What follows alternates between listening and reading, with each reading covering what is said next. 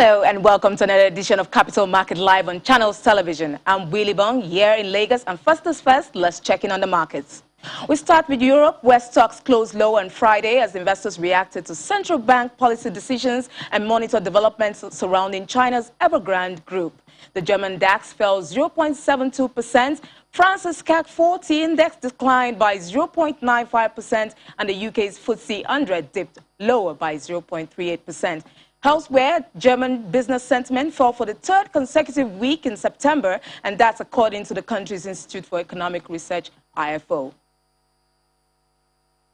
Over to Asia Pacific, where stocks were mixed on Friday as investors continued to watch developments surrounding China's Evergrande Group. The Nikkei 225 in Japan jumped 2.06% to close at 30,248.81 points, while Hong Kong Hang Seng Index declined 1.45%.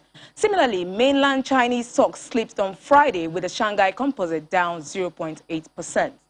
Now to the U.S. markets, the S&P 500 and the Dow Jones Industrial Average eked out gains on Friday, wrapping up a volatile week on Wall Street. The Dow Jones Industrial Average gained 0.1%. The S&P 500 edged 0.15% higher, while the Nasdaq Composite shed about 0.03% to close Friday. Meanwhile, the Nasdaq traded other major averages on a week-to-date basis, and the tech-heavy index added 0.2% for the week. The Dow finished the week 0.6% higher. Also, the S&P 500 ended 0.5% higher. It's been a topsy-turvy week for the markets as stocks staged a two-day relief rally beginning on Wednesday after the Federal Reserve signaled no imminent removal of its ultra-easy monetary policy. Back home, the domestic equities market managed to squeeze gains despite profit-taking activities as the all-share index ended the week 0.05% higher at 38,962.28 points. Activity levels were stronger as volume and value traded surged 49.5% and 28.2% week on week. A total turnover of 1.29 billion shares worth 13.92 billion naira changed hands in nearly 17,000 deals. Meanwhile, sectoral performance closed mixed for the week, with the oil and gas index emerging as one of the biggest advances, up by 1.38%.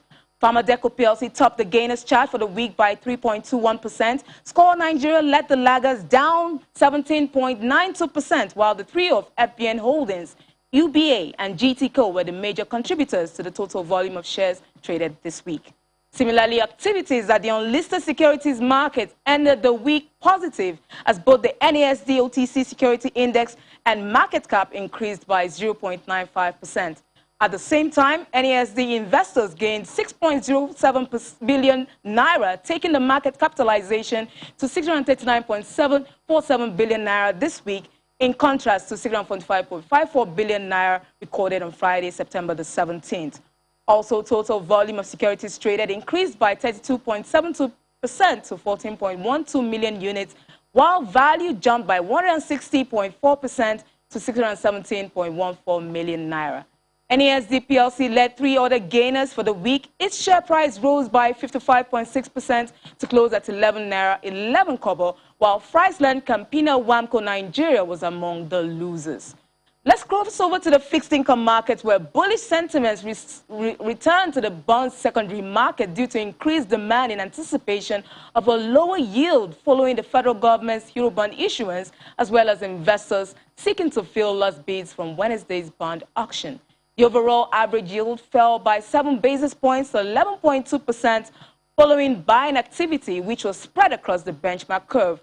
The Treasury bills market traded with bearish sentiments at the close of the market this week, and the average yield for the Treasury bills closed higher by 6 basis points to 5.6%. Also, the average yield at the OMO segment rose by 8 basis points to 6.4%.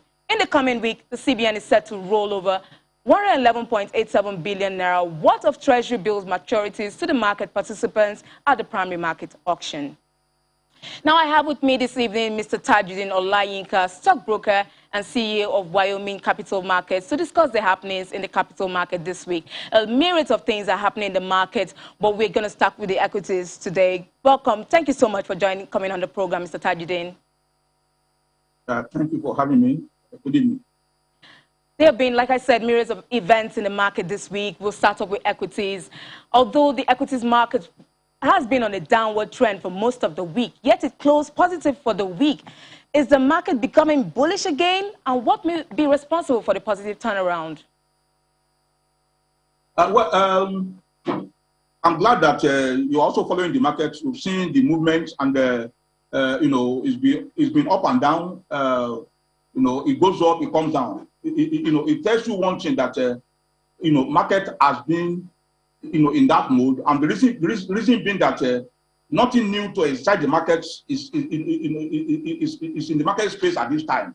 So market is reacting to activities of traders, those who have capacity to speculate, to ride the bull and bear. So it's not to say that the bulls run are back or the bearish trend will be sustained. But what we'll see is that market will still be on that roller coaster mode. It's just a sign of the time that we have. Until the market has that new information that can excite the market, that can excite investors, you will not see much movement at this time. So I won't say that the bullish market, the bullish run is back, or the bearish trend will be sustained. But we will have a market that will still be on that roller coaster, pending when we have new information that can excite investors. Okay, thank you, Mr. Tajuddin. But we're speaking of traders influencing the markets and the activities there. We're talking of a roller coaster ride. I don't think the banking sector is having it easy because it has been taking a beating for most of the trading sessions this week, despite largely decent Q2 financial results. Are investors wary of banking stocks, and what can be done to drive strong buying interest in that sector? No, banking stocks still remain the toast of the market, no matter what you see there at the moment. What is going on there is that because banking stocks are the most liquid stocks, it's also the stocks that those who are speculating or taking advantage of the bull run and the bearish trend, what they are doing is that there are more activities there, and so there is that tendency that banking stocks will adjust to whatever situation the market dictates. So it's actually responding it's responding to the need of the market. So it's the market that is making it. So it's not that there are problems there. Although the quarter two account shows one thing for most of the banks. We saw that most of them that held on to fixed income securities that were issued when the market witnessed when the market witnessed the low yield environment. So those of them who pick up those stocks that were issued at that time, have asked us to pay for it. So those are the reasons maybe some investors are saying, what is happening here? But really, those are one-off things, and you don't have that repeat themselves. So they are just minor issues.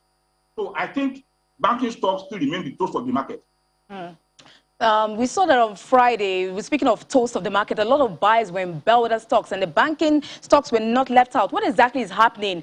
Investors, will this trend continue? Because we would like to see a sustained pattern over the coming week. Would this last longer? Do you think the trend in the banking sector and in bellwether stocks will continue? Yeah, like I mentioned earlier, the banking sector will surely recover. They are back on the push up. So I do not think that the banking stocks will have any issue with the market, or that the investors will want to dump them or even push them up. You know that unless market is so excited, the movement in banking stocks are quite, they are not quite significant. They are not movement that you see and you feel threatened. They are just normal movement because those stocks are liquid, and those stocks are the stocks that investors are trading in. So for that reason, I don't think anyone should panic or should think that whether what is going on there is any issue. It's any issue to worry about. They are still very strong stocks, and they still have very strong fundamentals. Banking stocks, like I mentioned earlier, banking stocks still remain the toast of the market. So whatever you see there is just temporary. Though I expect even not banking stocks that also bear weather to also be part of the push-up. So speaking of strong fundamentals, we're hoping that would help RARE, because we've seen uptick in yields for long-dated bonds in the treasury bills market and the bond market. Is this likely to have any impact on equities? Would investors move over? Well, normally you see some investors, move from equity to fixed income, and some also move from fixed income to equity. Depends on the state of the market. Once equity market is showing those usual surprises, investors will leave a fixed income market to equity market. But they only do that when when the yields are so small. When the yields are so small, you see investors moving from fixed income to equity market. But right now, we have also noticed that the yields are moderating, and we have seen so much demand for fixed income securities, especially government bonds. So we tend to feel that that may also lower the yield that is obtainable in those securities, and that may also be the reason why you likely to see a fallback on the equity market. Clearly, I think both markets are getting close to equilibrium. By the time the market establishes at equilibrium, you see movement across board. It's not going to be something that it's not going to be like what we witnessed last year, except the yield the yield on the fixed income go down as low as maybe 4 or 5%. But then when you have that, you can see an immediate swing to equity. But right now, equity itself is an adjusting market. No matter what happened in fixed income, equity adjusts over a longer period. So as that adjustment takes place, you see some interest again. I mean, you see some buy interest in equity, mostly from investors from fixed income. So I think clearly both markets will need to establish equilibrium before we can even set a new pace for it. Wait, so now speaking of to some company news and talking of equities, but this time looking at their financial performance, UPDC PLC had a fact behind the figures presentation yesterday with the NGX, where the company reported a 9% decline in revenue for its half-year 2021 earnings, and loss after tax reduced from 2.9 million naira in 2020 to 603.294 million naira in 2021. Can you shed more light on what's happening in UPDC? Yeah, UPDC has gone through some kind of a rough time, especially in the past 3 to 4 years, and that will also be the reason why the former owner, the UAC, decided to put the stock back to, put the company back to a new owner. I guess what is happening there is just that the new owner, that's what are you called now? That's the custodian, custodian PLC that has taken over UPDC is trying to set the record straight to say, let me put this company and start on a clean slate. Basically, it's just an indication that better things will follow, because there's a new owner that is actually try to reshape that company, reshape the future of the company, and make the company more viable than ever. So I believe those who bought knew quite well that they bought for specific reason, and that reason is to make profit, to grow the company, and return a good profit to shareholders. So UPDC is a good example of what to expect in a market when some companies are not doing well. And when some interest, when some super companies, decide to take over, those poorly managed companies. I think the problem with UPDC actually started with the kind of asset they put into their portfolio. Those properties they bought that couldn't really, give them, good earnings. That was the beginning of that problem, and I think that has started for a long time. So with custodian taking position in that company, in fact, taking that strategic position in that company, it indicates something better will happen in that company going forward. So, to me, and I don't think anybody should bother about what they are seeing now. They should show interest in what they'll be seeing going forward, what they'll see in future, because the company that has taken over has a good issue of the packaging and restoring hope, in assets that they acquired. Don't forget, they also did the same thing when they acquired Crusader PLC. So all these things will naturally play out for custodian. I think for me, it's something that nobody should worry about. The country has been awash with news of the success of the Eurobond issue by the DMO. How would this affect investor sentiments in the market with respect to equities and fixed income? Well, the overstructural tells the story. It tells the story that investors are more excited when they have the opportunity to hold the dollar-denominated instruments. It's a good thing for investors, and I think investors are really excited, and that was the reason we saw that that huge demand from them. So for me, it's going to put investors' confidence in the right perspective. In fact, it's going to boost that confidence. The confidence will be such that more investors will be willing to see whether they can even participate in buying that security in the secondary market. Don't forget, most of the people that subscribe to that particular issuance they were people from from foreign countries. Mostly foreign investors who probably couldn't come to the country to participate in the market because of the issue of a currency challenge, and then they now saw this as an opportunity. Okay, since I can't come in to trade in naira, let me come in and trade in dollar. So for me, I think it's a good excitement to most investors. This is down there, but now that we've been able to raise $1 billion extra from the original $3 billion, what does this mean for our debt profile in terms of our debt servicing, debt sustainability, and debt carrying capacity? Well, my concern with Eurobond generally, and I've always said this to some of our colleagues, that when you raise Eurobond on the back of the fact that you generate your income, your revenue, government revenue comes in also foreign currency like dollars, for instance. And when you sell crude oil, you get dollars, so you can pay back. But the level we have now is so disturbing that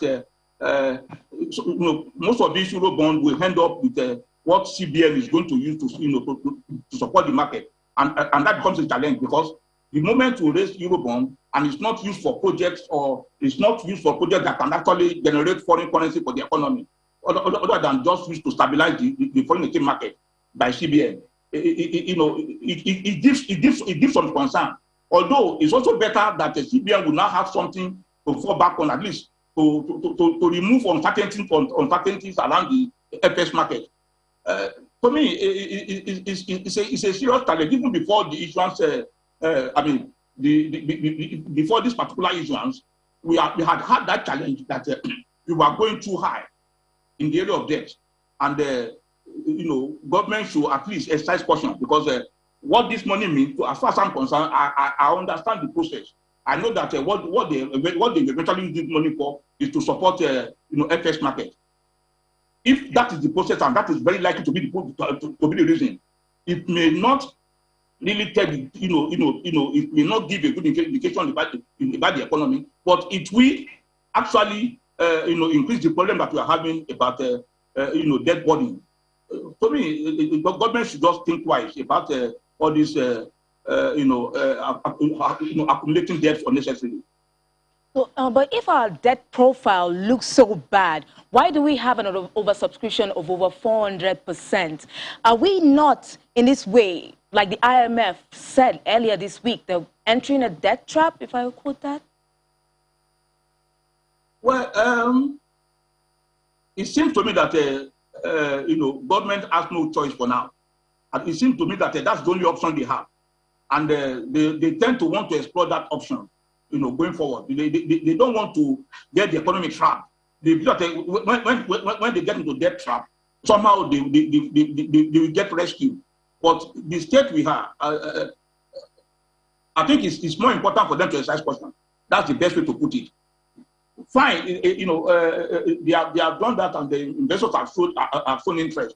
But the reason they're showing that interest is because it's dollar denominated, and they know that there is no way you will default in that. You must pay back, and they have the structure of such debt arrangement is so strong that you hardly can default recklessly. If you default, there are penalties. So it's a commercial debt. I don't think foreign investors will entertain fear with the kind of situation we have. So even though we are in a very depressed situation as far as debt accumulation and debt burden is concerned, but they don't feel threatened with Eurobond, because they feel like the structure around it will make it redeemable. Well, you've painted a picture now that with the 400% oversubscription, like paints a very good potential. I mean, picture of a great potential for Nigeria in terms of our economic outlook. But we've seen a drop in the fixed income and the equities markets. Is that going to impact it negatively with the successful Eurobonds? No, it shouldn't affect it negatively. It shouldn't, except that we have now seen clearly that there are more investors waiting in the wing, who want to also take advantage of what is going on in the market. So what we see, I won't call it a negative impact, but I would rather choose to call it something. How do I put it? It's going to further help moderate the yield in the fixed income market, because the demand is huge. Investors who want to participate in the market are there waiting in the wing, and they have seen that there is no way they can continue to wait and allow other people to take advantage of what is available. The yield are still okay, especially for those longer tenor government bonds. So for me, I think it is something that should help the market rather than be against the market. Well, just before we leave, we're still on the Euro bond subject. Just before we leave, we saw that Access Bank just recently signaled, that was yesterday, its intention to issue an additional Euro bond. What's going on there? What's the game here? Access Bank has always been in that terrain. It has always shown its face there, and it has always been successful. Don't forget, Access Bank is different from the Nigerian government. It has its own structure, and it knows that it is capable of paying by that bond. They have always been in that market, and they have always done well there. So I think for Access Bank, it's nothing to worry about. It's unlike the case of Nigeria, because they are using to fund dollar-denominated assets. They are going to use it to acquire assets that are dollar-denominated that will pay back in dollar. So they are going to be earning assets, not in case of Nigeria that you take Eurobond and then you deploy it into stabilizing the FX market. It's clearly different from that. Even though government might say that they also want to use their own to fund projects, but most of these things end up in central bank. So for me, the case of Access Bank is different, and I think it's a plus for them. Most of in fact, in the corporate world, the companies are doing well. Nigerian companies are struggling hard, and if you compare what we are getting from them to the state of the economy, okay, Mr. Tajudeen. Mr. Tajudeen, thank you so much. I know when we have lots of time, we'll have a conversation on this, but we'll just have to stop here tonight. Mr. Tajudeen Olayinka, stockbroker and CEO of Wyoming Capital and Partners, thank you so much for joining us on Capital Markets today. Now, turning over to news in the market, the Nigerian Exchange Group has retained its ISO 2013 certification following the annual Information Security Management System audit by British Standard Institute. A statement from NGX Group said that this would be the 7th consecutive year it would hold the certification, which it received first in 2015. The NGX Group says the recertification indicates that it maintained the principles of the International Organization for Standardization on ISMS while adopting a proactive approach to data security. Now, the Securities and Exchange Commission has announced plans to implement full custody requirement for the collective investment scheme, also known as mutual funds. In a statement, the Director General of the SEC, Mr. Lamido Yuguda, says that all clients' assets managed under discretionary and non-discretionary mandates are to be held under independent custodial agreements and banks. According to Mr. Yuguda, the introduction of total custody in a sector, which is a natural operational requirement, will help investors protect their investments. He further adds that the mandate will increase investors' interest in mutual funds and bring growth to the market as it offers a good opportunity to save. Now over to some company news, where listed consumer goods company Presco PLC has published its earnings forecast for the 4th quarter of 2021. According to the data sent to the Nigerian Exchange, the company's turnover is expected to hit 44.57 billion naira. Also, the agro-industrial company projects gross profit to stand at 28.27 billion naira. At the same time, Presco PLC expects profit before tax of 19.6 billion naira and profit after tax of 14.54 billion naira by December this year. That's it for today on Capital Markets. Don't forget to join us next week. I'm Willie Bang. Good night from here.